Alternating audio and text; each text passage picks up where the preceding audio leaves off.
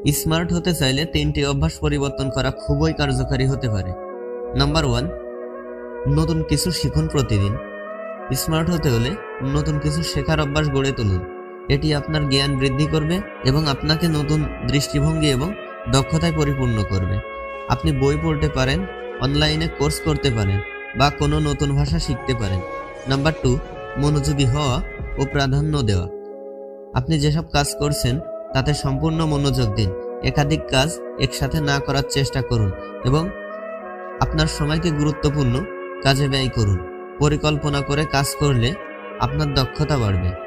Number 3, স্বাস্থ্যকর জীবনযাপন। শারীরিক এবং মানসিক স্বাস্থ্য সুস্থ রাখা স্মার্ট হওয়ার জন্য অত্যন্ত জরুরি। নিয়মিত ব্যায়াম করুন, পুষ্টিকর খাবার খান এবং পর্যাপ্ত ঘুম দিন। যখন শরীর এবং মন সুস্থ থাকে তখন আপনার চিন্তা করার ক্ষমতা আরও বাড়ে।